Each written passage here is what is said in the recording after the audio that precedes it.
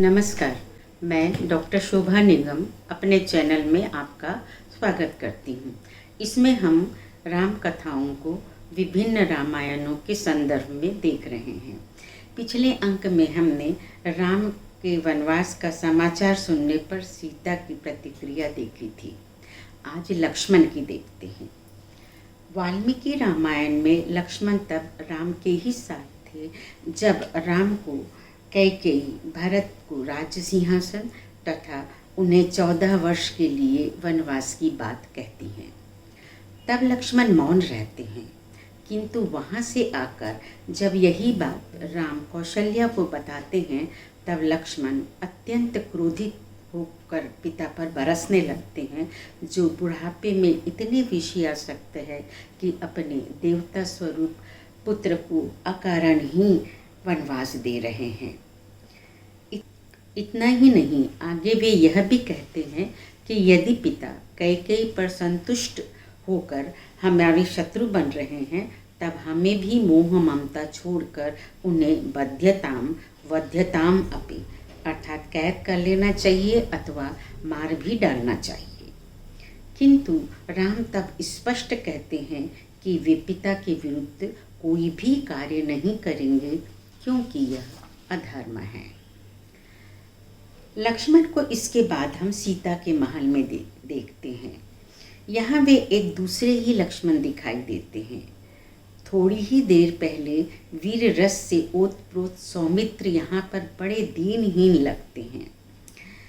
उनके सामने ही रोती हुई सीता को जब राम अपने साथ वन चलने की अनुमति दे देते हैं तब लक्ष्मण का मुख भी आंसुओं से भर जाता है और वे भाई के दोनों चरण पकड़ते हुए दीन भाव से कहते हैं, यदि आपने जाने का निश्चय कर ही लिया है तो अहम त्वाम अनुगमिष्यामि वनमग्रे धनुर्धरः, अर्थात तब वन में मैं आपका अनुगमन करूँगा।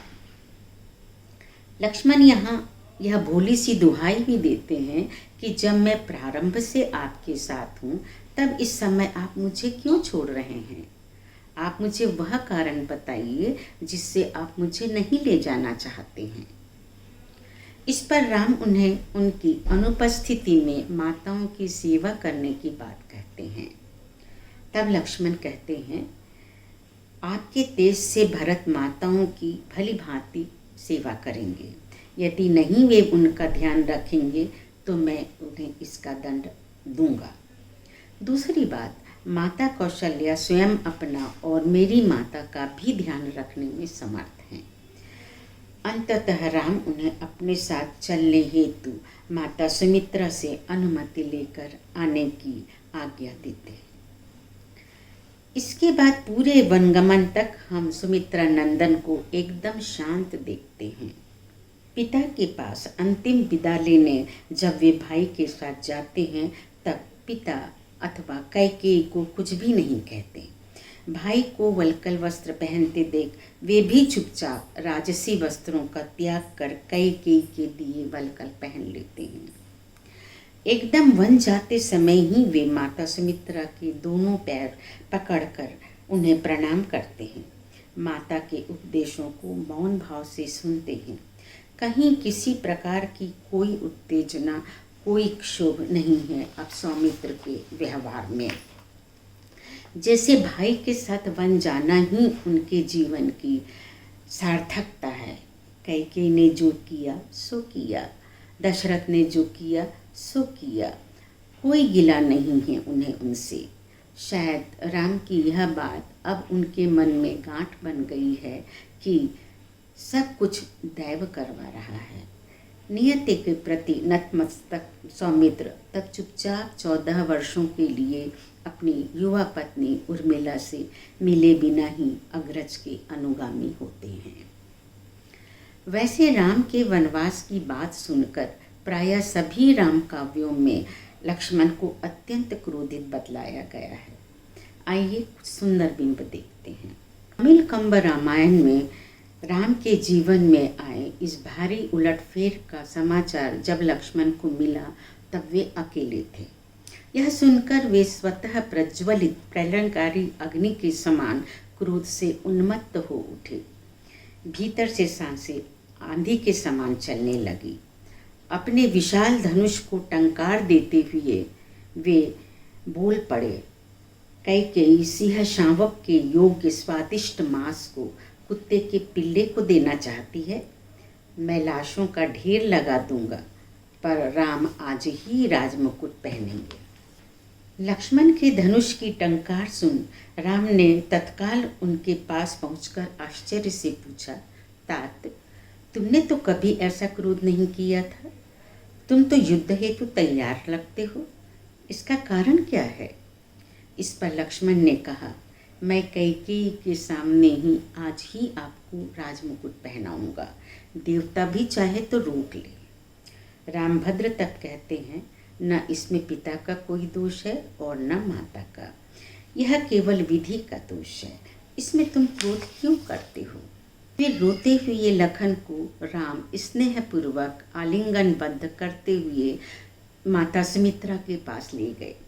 इसी समय कैकेयी की दासी राम के लिए वलकल लेकर आई, किंतु राम अभी उन्हें अपने हाथों में लेते इसके पहले ही लक्ष्मण ने हाथ बढ़ाए। मेरे भाई तो इन्हें अंगीकार करने के लिए ऐसे तैयार खड़े हैं मानो इसी के लिए वे पैदा हुए हैं। इधर मैं भी अपना धनुष व्यर्थ ही ढोते हुए खड़ा हूँ। फिर उन्होंने दासी को कहा, ला मुझे चीरों को दिखा, और आदर के साथ चीरों को स्वीकार करते हुए वे सुमित्रा से बोले, माता, यदि आप दुख छोड़कर यह कहेंगे कि तुम भी राम के साथ जाओ तो यह मेरे ऊपर आपका बहुत बड़ा उपकार होगा। कहते कहते उन्होंने आंसुओं से अपनी माता के सुंदर चरणों को धो दिया। तब सुमित्रा ने भी तनिक देर नहीं की यह कहने में कि जाओ वन को अयोध्या और राम को पिता मानकर जाओ। कन्नड़ 13वें रामायण में कवि नरहरि कहते हैं, राम के वनवास का समाचार लक्ष्मण को मिला तो यह सुनकर प्रलयंकारी शिव की तरह झंझावत के समान कैकेयी के महल में वे पहुँचे। उन्हें आते देखकर सारी भीड़ दाएं बाएं हो गई। कैकेयी स्वयं भयभीत हो वशिष्ठ के ओट में चली गई। वे भूखे बाघ की तरह गुस्से से थरथराने लगे। उनके मुख से मानो धुआं निकलने लगा। यहाँ भी लक्ष्मण कैकेयी और दशरथ को बुरा भला कहने में थोड़ा भी संकोच नहीं करते। बुढ़ापे के कारण राजा सठिया गए हैं। महर्षि वशिष्ठ, सुमंत्र आदि मंत्रीगण हमारे साथ हैं ना। फिर सौमित्र राम को मानो आदेश सा देते हैं, आप राजपट्ट माथे पर धारण कीजिए। मंगल मुहूर्त टलने न पाए। माताओं, आगे बढ़ो, राम जी के माथे पर अक्षत आदि डालकर उन्हें आशीर्वाद दो। लक्ष्मण द्वारा ये शब्द इतने अधिकार पूर्वक कहे गए थे कि राम यदि मना न करते तो उनका उल्लंघन करने का साहस किसी में नहीं था। अंततः राम को वनवास जाने पर अड़े देखकर तथा कैकेयी के दिए वलकल ग्रहण करते देखकर लक्ष्मण कह उठते हैं, तब मुझे भी वलकल दीजिए। आपकी सेवा करे बिना मैं इस धरती पर जीवित नहीं रह सकता। कहते कहते लक्ष्मण राम के हाथ से वलकल छीन लेते हैं और तत्काल पहनना भी शुरू कर देते हैं। कैकेयी के लिए तो यह मानो तीसरा वर था। ऊपर से वह घबराई हुई थी, किंतु मन ही मन वह बड़ी प्रसन्न हुई और राम के लिए उसने तत्काल दूसरे वलकल मंगवा लिए। तुलसीदास के मानस में लक्ष्मण इस अवसर पर काफ़ी शांत है। वाल्मीकि रामायण तथा अन्य रामायणों के समान वे यहाँ कोई हंगामा नहीं करते, न दशरथ को कुछ कहते हैं न कैकेयी को। मानो अग्रज का अनुगमन करने में बाधक समझकर उनका वीर रस स्वयं दब गया हो। तुलसी लिखते हैं, समाचार जब लक्ष्मण पाए, व्याकुल बिलख बदन उठिधाए। कंप पुलक तन नयन सनीरा, गहे चरण अति प्रेम अधीरा। इतने उत्तेजित है सौमित्र कि राम से कुछ कह ही नहीं पाते। उन्हें एक ही सोच है कि कहीं आज सब सुख सब पुण्य समाप्त न हो जाए। राम साथ तो ले चलेंगे, कहीं अवध में ही रहने न कह दे। यहाँ राम बिना कुछ कहे ही लक्ष्मण के चेहरे को देखकर उनके हृदय की बातें पहचान लेते हैं। वे अत्यंत प्रेम से सौमित्र से कहते हैं, तात प्रेम बस जनि कदराहूँ, समुझ हृदय परिणाम उछाहूँ। उन्हें परिस्थिति के अनुसार उनके कर्तव्य बताते हैं। भवन भरत रिपु सूदन नाही, राहु वृद्ध मम दुख मन माही। प्रजा की चिंता भी राम उनसे करते हैं। जासु राज्य प्रिय प्रजा दुखारी, सो नृप अवश्य नरक अधिकारी। जिसके राज्य में प्रजा दुखियारी है, दुखी रहती है, वह राजा अवश्य ही नरक का अधिकारी है। हमारे आधुनिक राम भक्त नेताओं के लिए कितनी सुंदर सीख है यह। खैर, अग्रज की आज्ञा आंख मूंद कर स्वीकार करने वाले लखन के लिए आज भाई के सारे नीति वचन भारी थे। उन्हें सुनकर वे वैसे ही व्याकुल हो गए जैसे पाले के स्पर्श से कमल सूख जाता है। जिन्हें शेषनाग का अवतार कहा गया है, जिनके माथे पर सारी पृथ्वी टिकी हुई कही गई है, वे लक्ष्मण कितनी मासूमियत से यहाँ कहते हैं, मैं शिशु प्रभु स्नेह प्रतिपाला, मंदरु मेरु की लेहि मराला। मैं तो आपके स्नेह में पला छोटा बच्चा हूँ। कहीं हंस भी विशाल मंदराचल पर्वत को उठा सकता है? मेरे सारे रिश्ते नाते केवल आपसे है। इसके बाद राम से लक्ष्मण को रोकते नहीं बना। राम के मुख से केवल एक वाक्य ने मानो मृत होते हुए लक्ष्मण को संजीवनी बूटी सुंघा दी। मांगहु विदा मातु सन आई, अर्थात माता से विदा लेकर, उनकी आज्ञा लेकर आओ।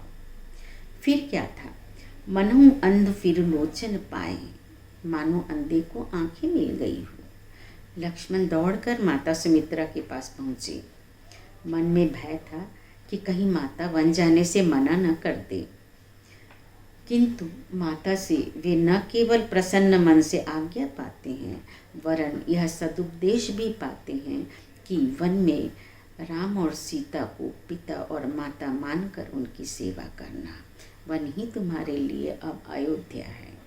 तुलसी के लक्ष्मण वन जाते समय भी दशरथ को थोड़ा भी भला बुरा नहीं कहते। यहाँ तक कि कैकेयी के लिए भी वे एक भी अपशब्द नहीं निकालते। चुपचाप वलकल पहनकर तैयार हो जाते हैं, मानो राम की सेवा करने मिल रहा है तो यही उनका सबसे बड़ा सौभाग्य है। और इस तरह लखन लला राम के साथ 14 वर्ष के लिए वनवास के लिए निकल पड़ते हैं। तो कैसे लगे आपको विभिन्न राम काव्यों में आए इस प्रसंग के दृश्य? आपके कमेंट्स की प्रतीक्षा रहेगी। कृपया शेयर एवं सब्सक्राइब अवश्य करें। नमस्कार, धन्यवाद।